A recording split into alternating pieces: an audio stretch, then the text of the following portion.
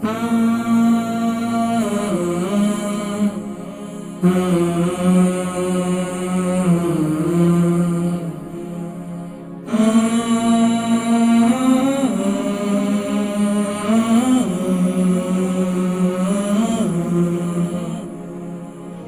الله الرحمن الرحيم اللهم صل على سيدنا محمد وعلى آل سيدنا محمد وبارك وسلم وصل عليه. الحمد لله وسلام على عباده الذين اصطفى.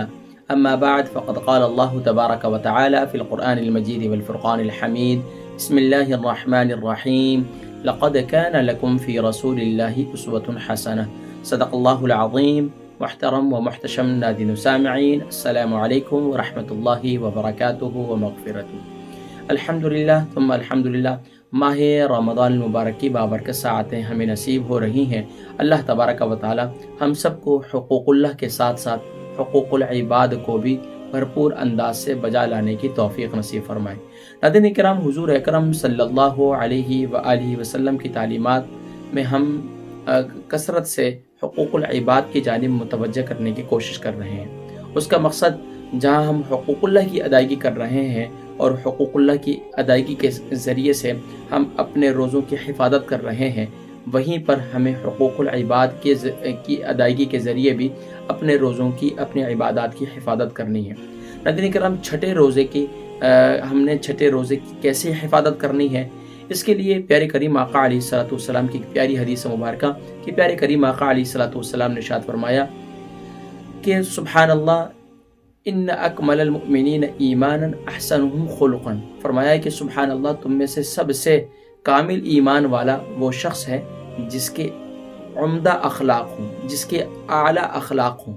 ناظرین کرام، دور حاضر کے اندر اخلاق کا پتہ تو اسی سے چل سکتا ہے کہ جس کے ساتھ ہم لین دین کرتے ہیں، جس کے ساتھ معاملات کرتے ہیں، جس کے ساتھ اوڑھنا بچھونا کرتے ہیں۔ گھر کے اندر ایک بیوی اپنے شوہر کے ساتھ، شوہر اپنی بیوی کے ساتھ، بہن بھائی آپس میں، ماں باپ، اور اسی طریقے سے اولاد، یہ سب سلسلے آس پڑوس، یہ جن کے ساتھ زیادہ اٹھنا بیٹھنا ہوتا ہے، وہ یقیناً وہاں اخلاق انتہائی عمدہ اور اعلیٰ ہونے چاہیے۔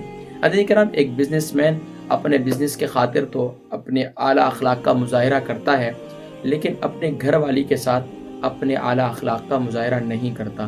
ایک اسی طریقے سے بیوی اپنی سہیلیوں کے ساتھ، اپنی دوستوں کے ساتھ تو بڑی اعلیٰ اخلاق کا مظاہرہ کرتی ہے، لیکن اپنے شوہر کے ساتھ اعلیٰ اخلاق کا مظاہرہ نہیں کرتی۔ اسی طریقے سے ایک بہن دوسرے احباب کے ساتھ وہ مسکرا کر بات کرتی ہیں، لیکن اپنے سگے بھائی کے ساتھ نہیں کرتی۔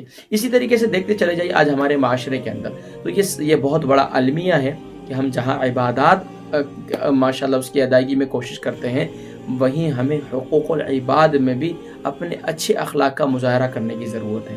ناظرین کرام، کوشش کیجئے کہ رمضان مبارک کے اس تربیت کے مہینے کے اندر اپنی ٹریننگ کیجئے، تربیت حاصل کیجئے، اور کوشش کریں کہ اپنی زبان سے اگر کوئی بات نکالیں تو اچھی بات نکالیں، اچھے انداز کو اپنائیں، اچھے لہجے کو اپنائیں۔